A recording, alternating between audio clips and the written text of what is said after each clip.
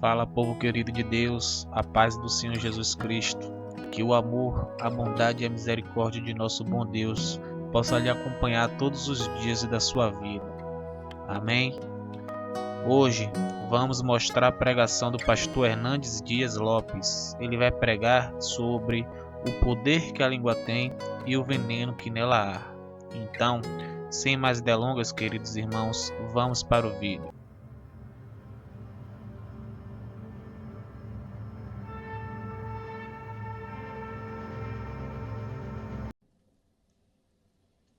É um privilégio poder partilhar com você nesta noite a preciosa palavra de Deus. E eu convido você para abrir comigo a sua Bíblia na carta de Tiago, capítulo 3. E nós vamos ler do verso 1 ao verso 12. Tiago, capítulo 3, versos de 1 a 12. Depois que nós terminarmos a leitura, eu peço que você continue com a sua Bíblia aberta, porque é muito importante você acompanhar comigo a exposição desta passagem. Tiago diz assim: meus irmãos, não vos torneis muitos de vós mestres, sabendo que havemos de receber maior juízo, porque todos tropeçamos em muitas coisas.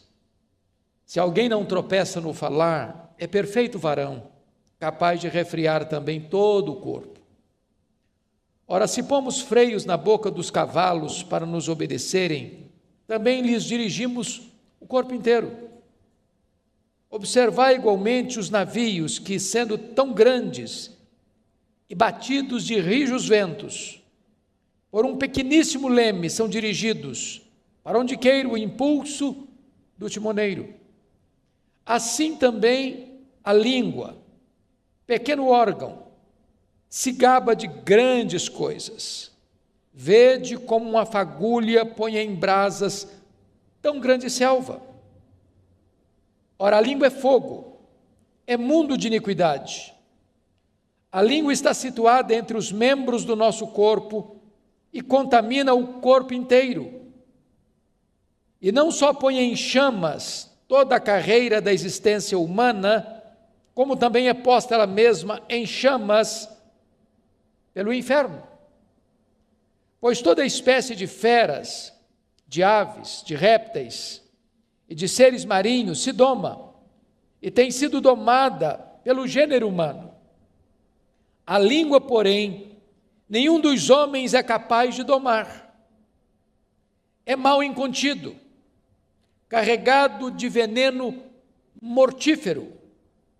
Com ela bendizemos ao Senhor e Pai, também com ela amaldiçoamos os homens feitos à semelhança de Deus.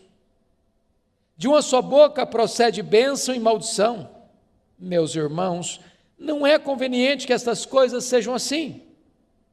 Acaso pode a fonte jorrar do mesmo lugar o que é doce e o que é amargoso? Acaso, meus irmãos, pode a figueira produzir azeitonas ou a videira figos? Tampouco fonte de água salgada pode dar água doce.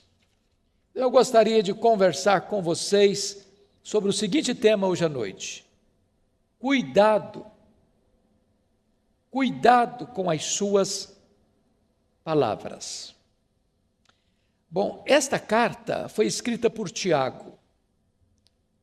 É preciso prestar atenção que este Tiago aqui não é o Tiago apóstolo, irmão de João, porque aquele foi morto em Jerusalém, por ordem de Herodes Agripa I.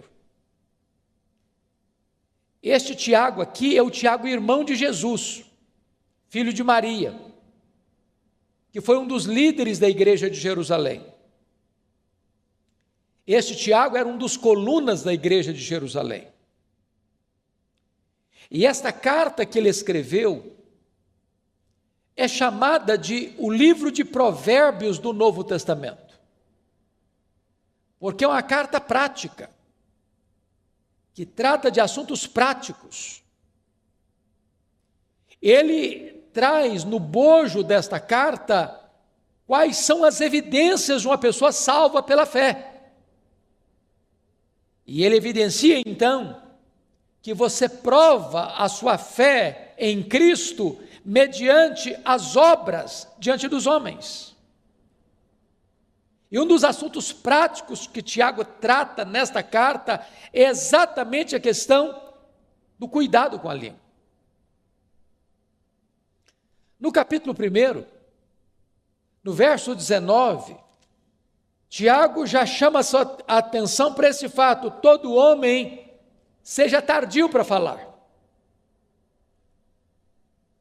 O silêncio é mais eloquente do que o falatório desproposital.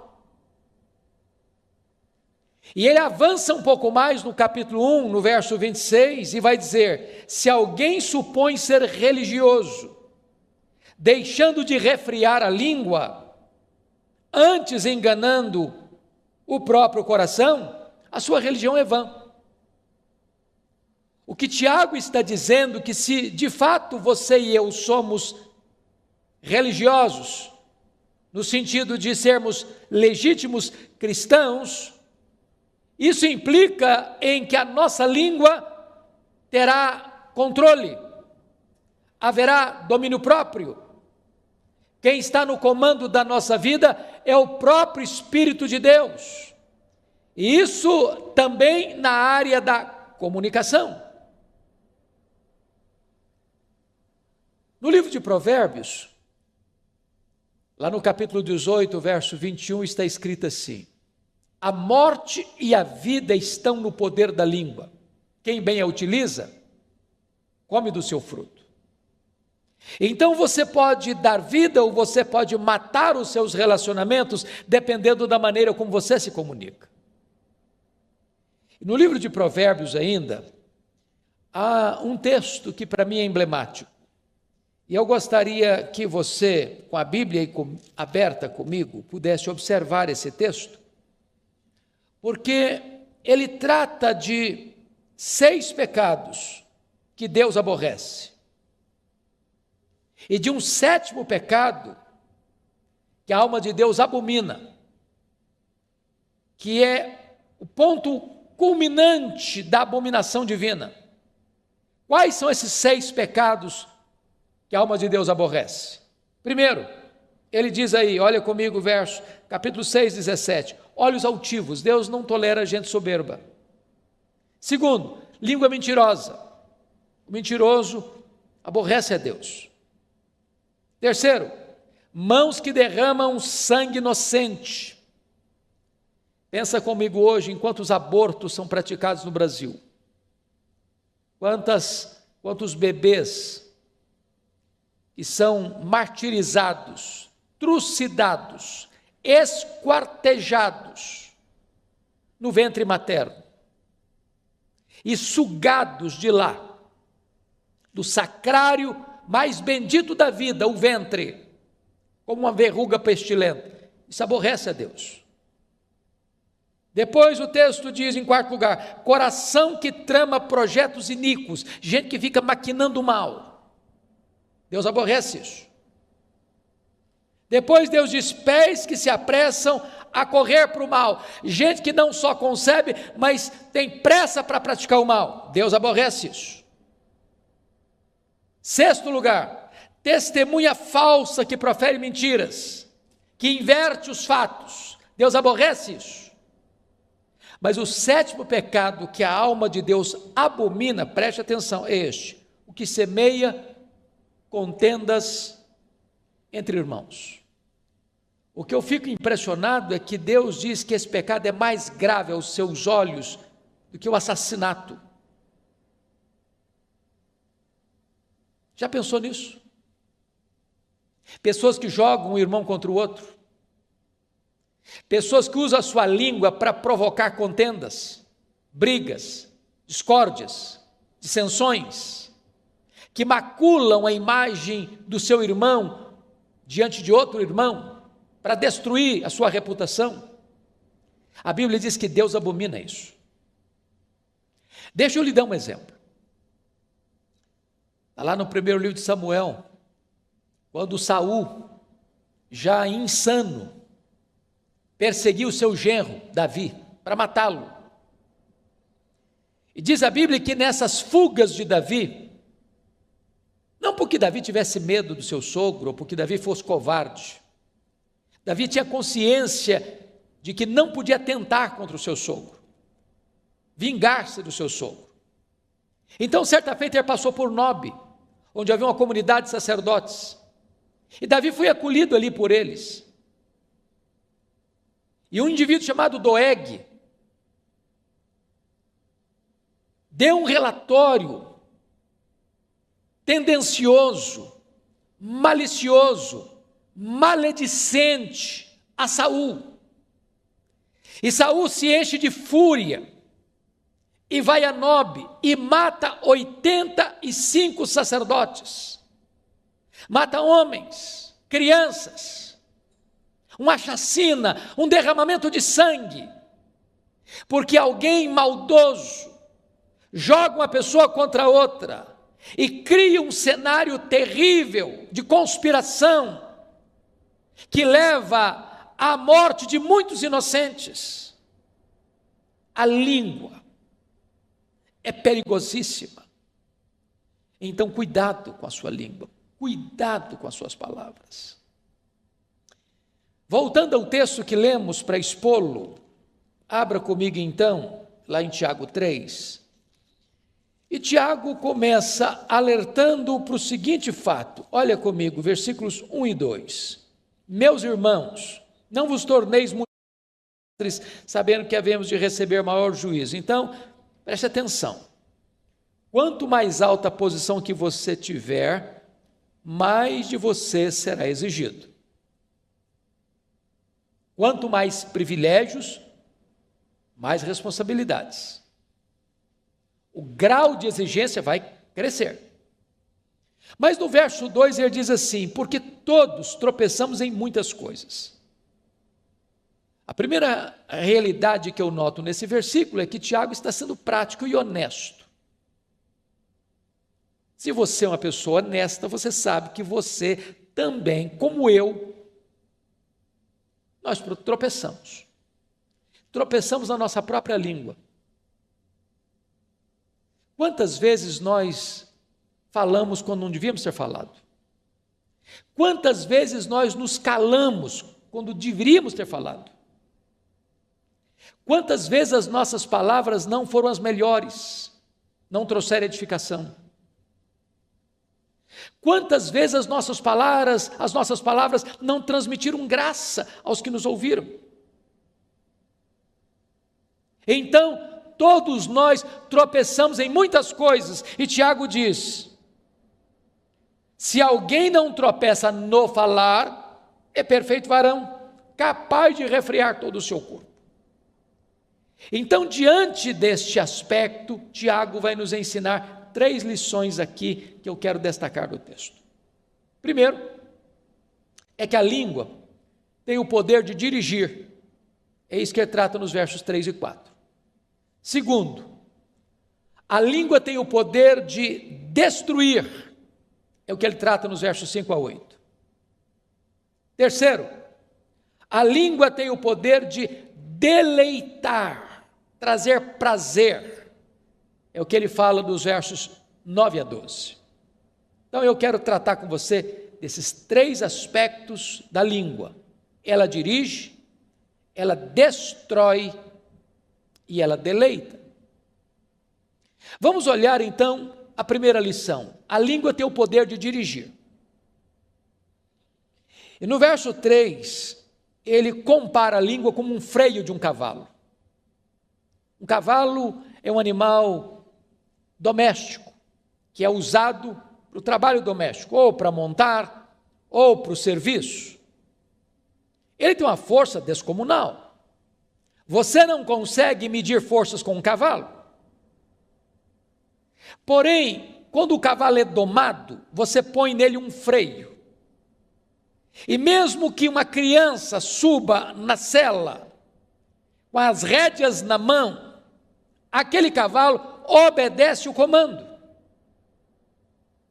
O que Tiago está dizendo, que a nossa língua pode nos dirigir, como um freio dirige um cavalo, e toda a nossa força, e toda a nossa energia, pode ser canalizada para o bem e não para o mal, para um bom serviço e não para um desastre.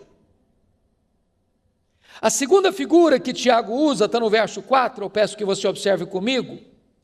Ele compara a língua que dirige como um leme de um grande navio, que singrando os mares encapelados, enfrentando as ondas revoltas, nos mares da vida, aquele pequeno leme, o timoneiro consegue conduzir o navio para não se chocar contra as rochas, para não enfrentar um iceberg, para não ir ao naufrágio trazendo prejuízos, perdas e desastres, com muitas mortes. Então Tiago está dizendo que da mesma maneira que um leme pode conduzir, o timoneiro pode conduzir o navio nos mares revoltos da vida, se você tiver domínio na sua língua, se a sua língua estiver domada pelo Espírito Santo, você vai ser conduzido em segurança, não permitido que você produza desastres por onde você passar. Este é o primeiro aspecto. Bom, você conhece tantas pessoas que, por causa das suas palavras, levam pessoas à ruína.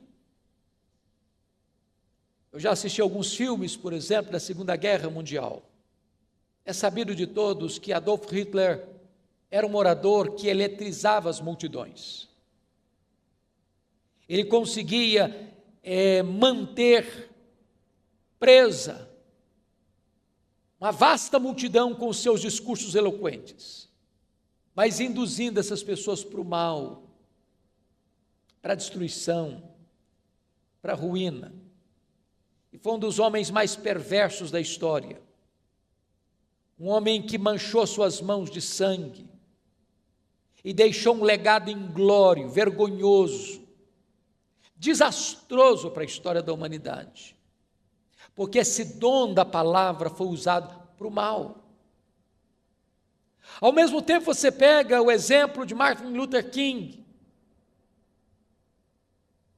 que foi um homem que usou o seu discurso, não para provocar desavença, dissensão, guerra, mas num tempo de grandes tensões no seu país, de segregação racial, ele consegue fazer um grande movimento de paz.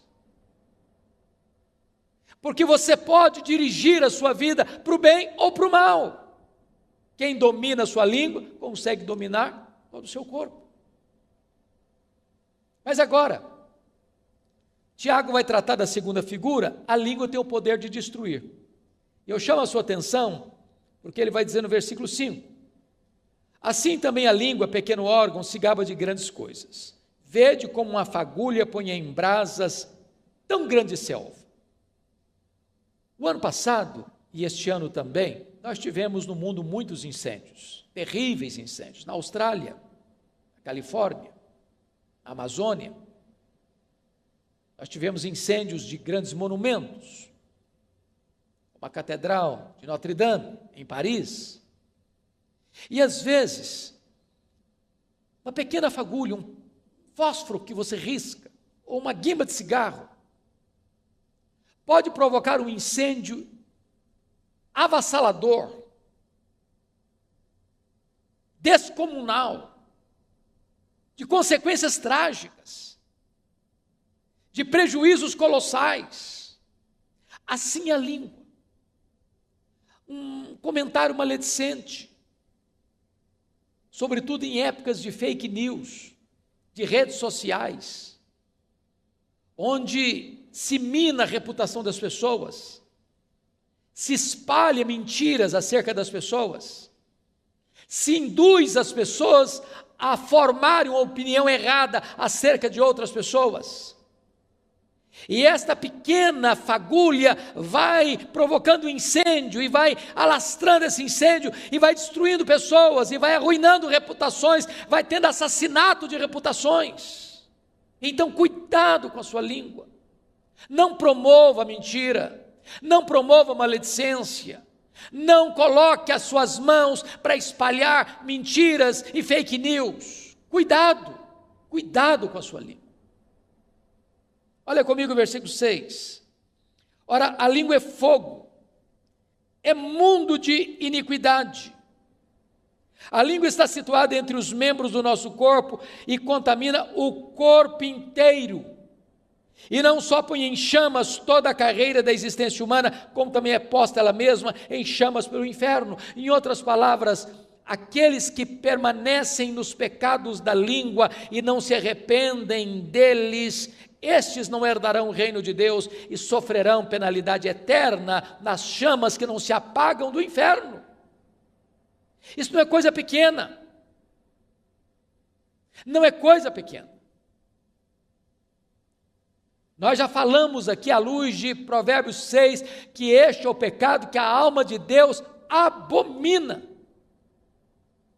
Mas deixa eu dizer algo para você ainda.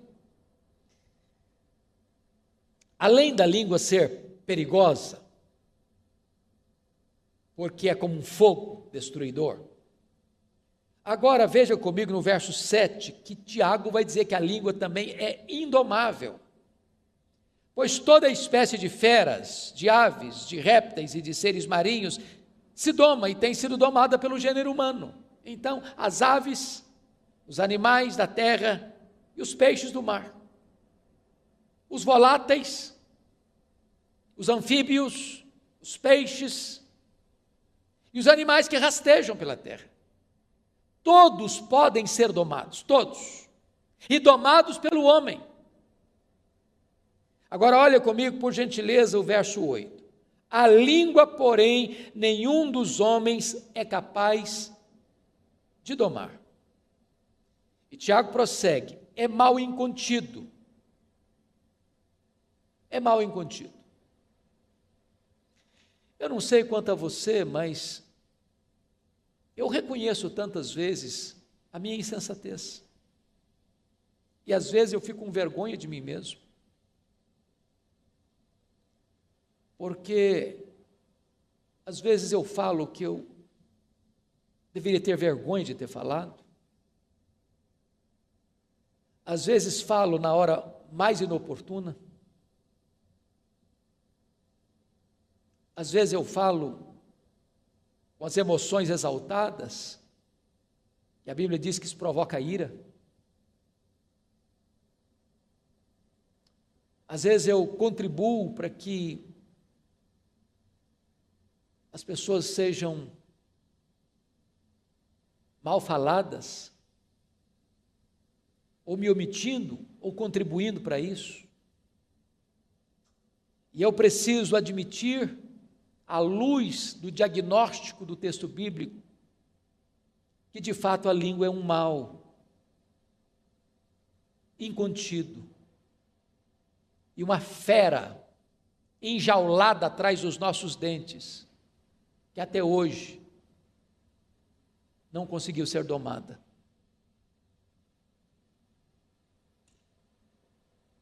Se essa fera não tem sido domada, mais do que nunca, vale então o alerta, cuidado com as suas palavras. Palavras que saem da nossa boca não voltam mais, são como uma flecha que é atirada. Um comentário mal feito é como subir no alto de uma montanha e soltar um saco de penas, não se recolhe todas mais. Mas ainda Tiago vai dizer que esta língua, além de perigosa e indomável, ela é também um veneno mortífero. Olha comigo o versículo 8. Ela é carregado de veneno mortífero. E esse veneno é pior que o veneno de uma cobra. Porque o veneno da cobra é o próprio Deus quem coloca nela. Mas esse veneno da língua não é Deus quem coloca. É a malignidade do nosso pecado. É a inclinação da nossa carne que é inimizade contra Deus. E quantas vezes esse veneno letal, mortífero, tem sido a causa de tantas desavenças, de tantas separações, de tantos divórcios, de tantas famílias divididas, de tantas igrejas em conflitos, de tantos relacionamentos desfeitos, de tantas inimizades estabelecidas, de tantas guerras promovidas, de tanto derramamento de sangue. Cuidado com as suas palavras. Mas Tiago avança um pouco mais para nos informar algo tremendo nesse texto. É que a língua também é incoerente. Incoerente. É o que vai dizer dos versos 9 a 12. No verso 9 ele diz: com ela bendizemos ao Senhor e Pai, também com ela amaldiçoamos os homens feitos à imagem e semelhança de Deus. Meus irmãos, quantas vezes você acaba de sair de um culto devocional, onde você cantou hinos, fez orações, proclamou a palavra de Deus, e às vezes até mesmo dentro do pátio da igreja, após o serviço sagrado, a conversa muda, o assunto muda, um irmão fala mal do outro, um irmão critica o outro, um irmão joga o irmão contra o outro.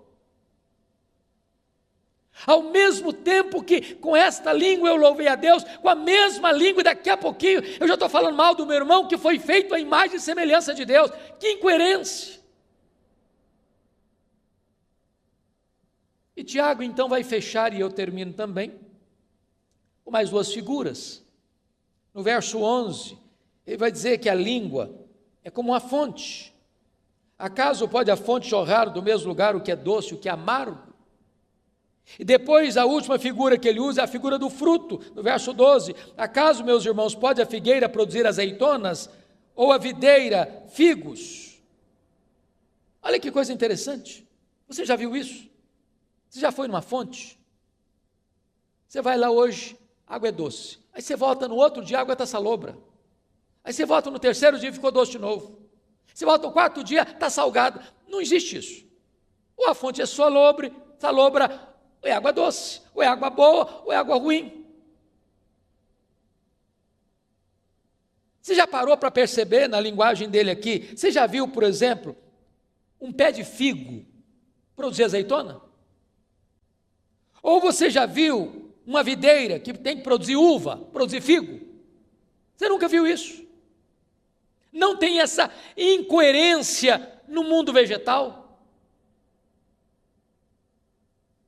E Tiago diz, mas esta incoerência está em nós.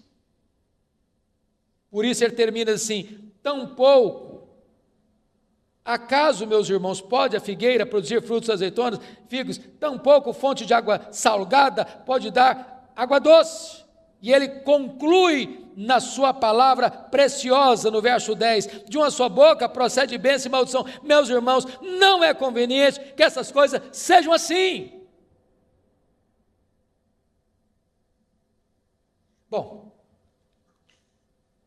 eu sei que diante dessa exortação de Tiago, nenhum de nós pode estufar o peito e dizer: esse problema não é comigo, esse pecado aí eu não enfrento, eu não tenho.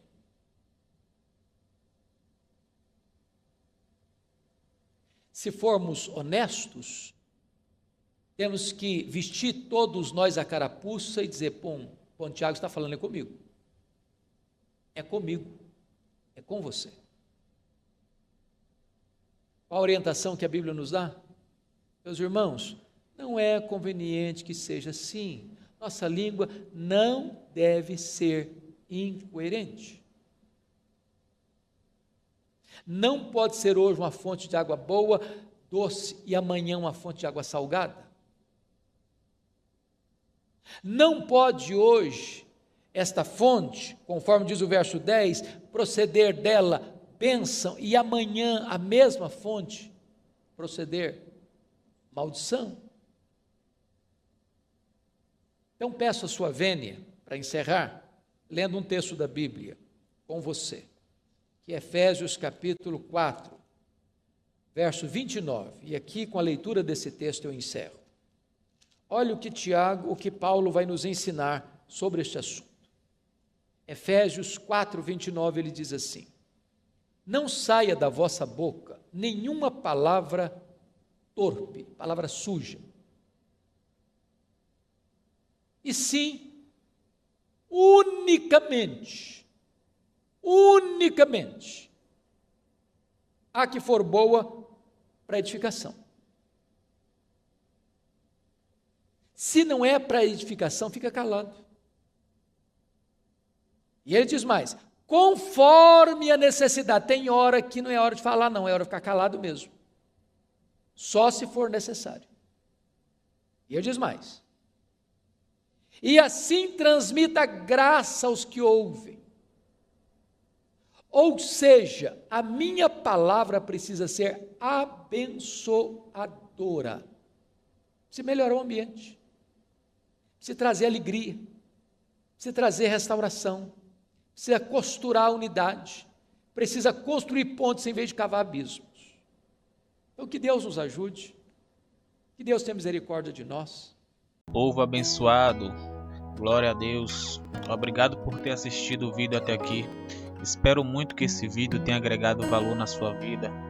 Compartilhe, se inscreva e deixe um comentário para ajudar nesse ministério de alcançar vidas com a palavra de Deus. Que Deus abençoe, e também quero lhe convidar para assistir esse vídeo que vai aparecer aí na tela para você. Até o próximo vídeo.